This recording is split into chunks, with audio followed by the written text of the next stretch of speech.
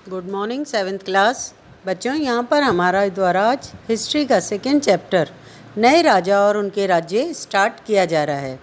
यहाँ इस चैप्टर के अंतर्गत आपको 700 ईस्वी से लेकर 1750 ईस्वी तक के सामान्य जानकारी, जिसके अंतर्गत कौन कौन से प्रमुख राजवंशों की उत्पत्ति हुई थी, किन क्षेत्रों के अंदर कौन से राजवंश प्रमुख रहे थे भारत उपमहाद्वीप के अंतर्गत, ऐसी कुछ सामान्य जानकारी दी जाएगी बेटा।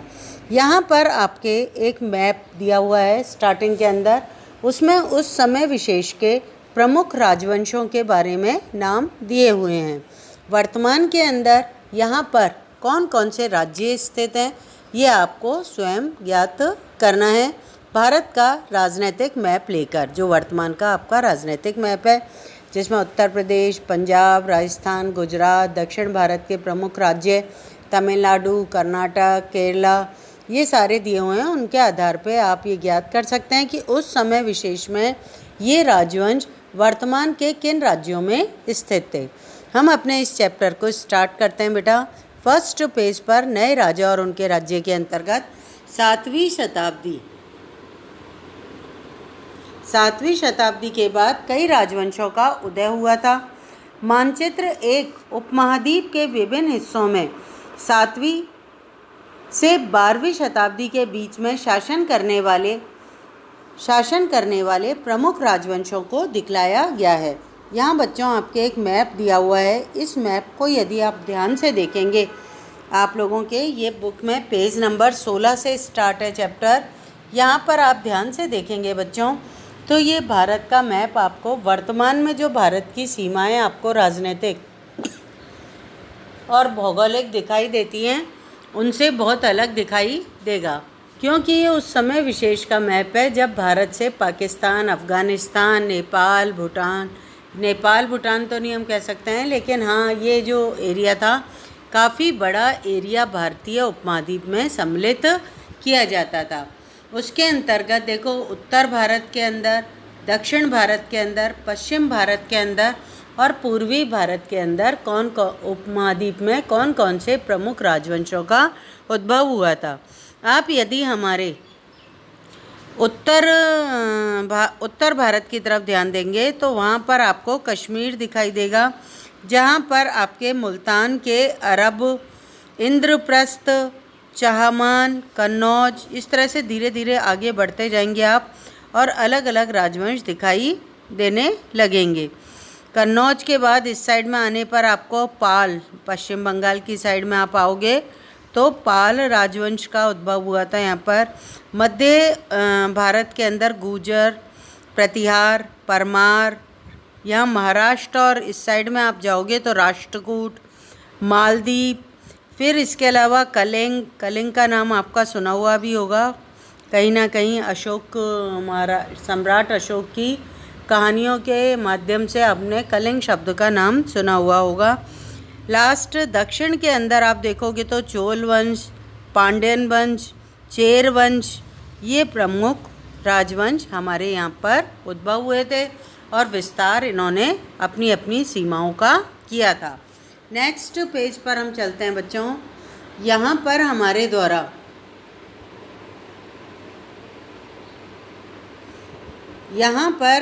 द्वारा नए राजवंशों का उदय, जो प्रमुख राजवंश के बारे में मैप में हमने पढ़ा है, उनसे संबंधित ही सामान्य जानकारी हम यहाँ पर लेंगे बच्चों।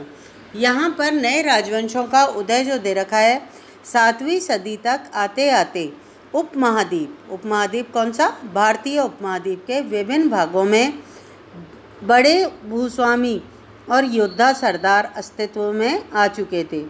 राजा लोग प्राय उन्हें अपना मातहत या सामंत के रूप में मान्यता प्रदान कर देते थे।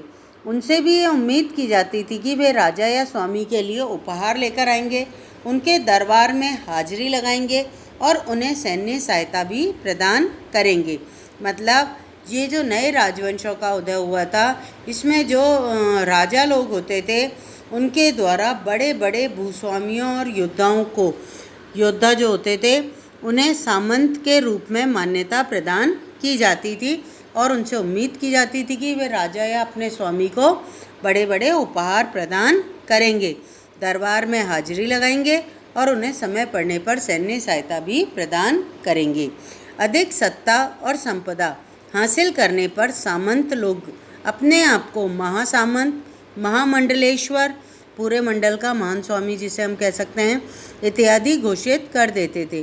कभी कभी तो वे अपने स्वामी के आधिपत्य से स्वतंत्र भी हो जाने का दावा करते थे। फिर इसी के बाद आगे इसका एक उदाहरण दे रखा है सामंतों का। इस तरह का एक उदाहरण दक्कन के राष्ट्रकूटों का है। शुरुआत में वे कर्नाटक के चालुक्य राजाओं के अधीनस्थ थे। 8वीं सदी के मध्य में राष्ट्रकूट प्रधान दंती दुर्ग ने अपने चालुक्य स्वामी की अधीनता से इनकार कर दिया था। मतलब यहाँ पर हम कर्नाटक के चालुक्य राजाओं का अध्ययन कर रहे हैं। चालुक्य राजाओं में से के अधीन जो सामंत थे उनमें राष्ट्रकूट का एक प्रधान से मतलब वही सामंत है, दंती दुर्ग जिसका नाम था, उसने अपने चालुक्य स्वामी की अधीनता से इनकार कर दिया और उसको हरा भी दिया था। फिर उसने क्या करा, हिरण्यगर्भ का शाब्दिक अर्थ क्या होता है, सोने का गर्भ। ये एक यज्ञ का नाम था बेटा उस समय का, और उसका उसने अनुष्ठान किया। अनुष्ठान जो यज्ञ करवाया गया था या अनुष्ठान कराया गया था वो मुख्यतः ब्राह्मणों की सहायता से ही संपन्न किया जाता था। यह माना जाता था कि इसमें याजक से मतलब जो भी व्यक्ति इस हवन को या यज्ञ को संपन्न कराता है वो व्यक्ति याजक कहलाता है। जन्मना से मतलब जन्म से नहीं होने के बाद भी, क्षत्रिय न होने के बाद भी क्षत्रिय के रूप में दोबारा क्षत्रियत्व प्राप्त कर लेगा। मतलब दूसरे शब्दों में ये जो हिरण्यगर्भ नामक अनुष्ठान या यज्ञ कराया जाता है जिसे ब्राह्मणों के द्वारा संपादित कराया जाता है, इसे कराने वाला याजक से मतलब जो व्यक्ति इसे करा रहा है वो जन्म से क्षत्रिय नहीं है, लेकिन अब वो क्षत्रिय धर्म का पालन कर सकता है, मतलब राजा बन सकता है। कुछ अन्य उदाहरणों में उद्यमी परिवार, उद्यमी कहते हैं व्यापार करने वाले जो फैमिलीज होती है ना, उन्हें उद्यमी परिवार कहा जाता है। उद्यमी परिवारों के पुरुषों ने अपनी राजशाही को कायम करने के लिए, मतलब उन्होंने भी कई उद्यमी या व्यापारी परिवारों के द्वारा भी अपने आप को क्षत्रिय बनाने के लिए सैन्य कौशल का इस्तेमाल किया था। मिसाल के तौर पर कदम्ब मयूर शर्मन और गुर्जर प्रतिहार हरिचंद्र ब्राह्मण थे जिन्होंने अपने परंपरागत पेशे को छोड़कर शस्त्र को अपना लिया और क्रमशः कर्नाटक और राजस्थान में अपने राज्य सफलतापूर्वक स्थापित किए थे। बच्चों यहाँ पर एक चित्र बना हुआ है। इस चित्र के अंदर आप देखोगे तो ये देखो नीचे का मैं पढ़ रही हूँ, ये चित्र एलोरा की गुफाओं का है। अजंता और एलोरा की गुफाएं जो हैं महाराष्ट्र के औरंगाबाद नामक स्थान से आगे चलते हुए प्राप्त हुई थी, खोज की गई थी। और इसमें बहुत सारे हमारे को प्राचीन चित्र देखने को मिलते हैं जो उस समय के बनाए गए थे, भित्ति चित्र जिसे हम कहते हैं, दीवारों पर बनाए गए चित्र जिसे हम कह सकते हैं। ये जो चित्र है ये एलोरा की गुफा 15 का भित्ति चित्र है। इसमें विष्णु भगवान को नरसिंह रूप हिरण्यकश्यप को मारने के लिए और प्रहलाद को बचाने के लिए भगवान विष्णु ने जो नरसिंह का रूप धारण किया था, नरसिंह अर्थात पुरुष सिंह के रूप में दिखलाया गया है, राष्ट्रकूट कला की एक कृति है। यहाँ पर बच्चों एक क्वेश्चन भी आपके दे रखा है, क्या आपके विचार में उस दौर में एक शासक बनने के लिए क्षत्रिय के रूप में पैदा होना महत्वपूर्ण था? देखो इसका आंसर अभी आपने पढ़ा था कि अनुष्ठान या यज्ञ की सहायता से कोई भी व्यक्ति क्षत्रियत्व को प्राप्त कर लेता था। मतलब जन्म से क्षत्रिय न होने के बाद भी यज्ञ या अनुष्ठान के माध्यम से वो वर्तमान में क्षत्रियत्व को प्राप्त कर सकता था। तो हम कह सकते हैं कि एक शासक बनने के लिए क्षत्रिय के रूप में पैदा होना आवश्यक उस समय में नहीं था। मतलब व्यक्ति या किसी अन्य कुल में जन्म लेकर भी क्षत्रियत्व को ग्रहण कर सकता था। आगे बढ़ते हैं बेटा अपन। राज्यों में प्रशासन। इन नए राजाओं में से कईयों ने महाराजाधिराज, राजाओं के राजा जिसे हम कहते हैं, त्रिभुवन, चक्रवर्तिन, 3 भुवनों का स्वामी जिसे हम कहते हैं, और इसी तरह की अन्य भारी भरकम उपाधियां भी धारण की थी। लेकिन इस तरह के दावों के बावजूद भी वे अपने सामंतों और साथ ही साथ किसान, व्यापारी और ब्राह्मणों के संगठन के साथ अपनी सत्ता की साझेदारी को करते थे बेटा। यहाँ पर अपन अगले पेज पर चलते हैं, पेज नंबर आपके 18 पर। यहाँ पर आपके दे रखा है, इन सभी राज्यों में उत्पादक अर्थात जिसे हम कहेंगे किसान, पशुपालक, कारीगरों से संसाधन इकट्ठे किए जाते थे। इनको अक्सर अपने उत्पादनों का एक हिस्सा त्यागने के लिए मनाया या बाध्य किया जाता था। मतलब सीधे सीधे यदि दे देते अपनी सहायता तब तो ठीक है, जो उनके द्वारा उत्पादित वस्तु है उसका एक भाग यदि वो त्याग कर देते हैं आसानी से तो ठीक है, नहीं तो इसे लगान मानकर वसूल कर लेता था। राजा जो था वो इसे लगान या रेंट मानकर वसूल कर लेता था, क्योंकि प्राप्त करने वाला भूस्वामी होने का दावा करता था। राजस्व व्यापारियों से भी लिया जाता था।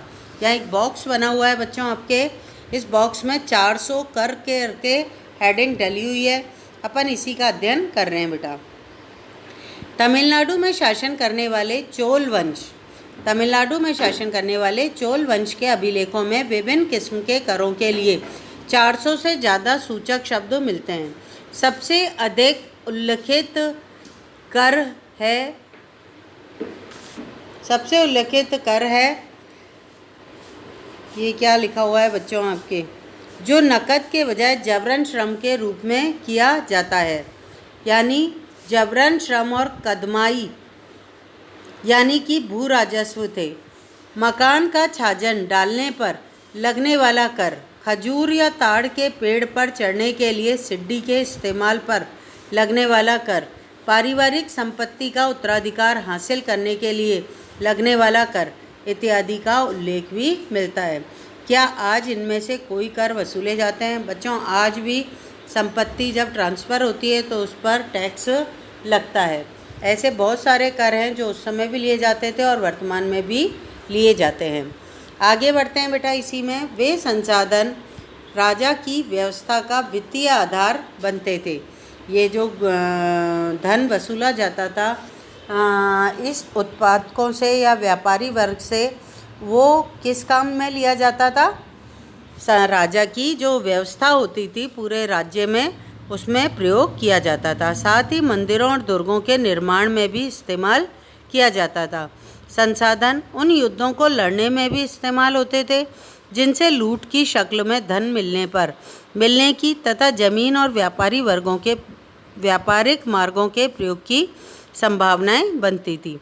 राजस्व वसूली के लिए पदाधिकारियों की नियुक्ति सामान्यतः प्रभावशाली परिवारों के बीच में ही की जाती थी और प्राय वंशानुगत ही होती थी।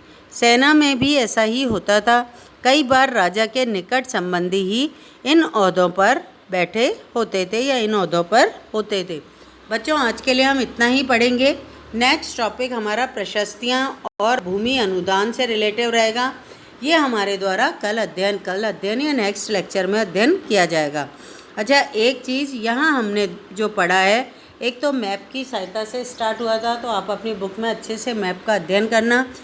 दूसरी चीज़, यहाँ पर हमने सामंत वर्ग या जो राजवंशों का धीरे धीरे बड़े बड़े राजवंशों का उद्भव हो रहा था, वो अपने संसाधनों की व्यवस्था कैसे करते थे, सामंत वर्ग का उदय कैसे हुआ था, सामंतों से क्या क्या अपेक्षाएं की जाती थी राजा के द्वारा, और उत्पादक वर्ग जो था, चाहे वो किसान हो, चाहे वो शिल्पी हो, चाहे वो व्यापारी हो, सभी से लगान की वसूली की जाती थी आदि।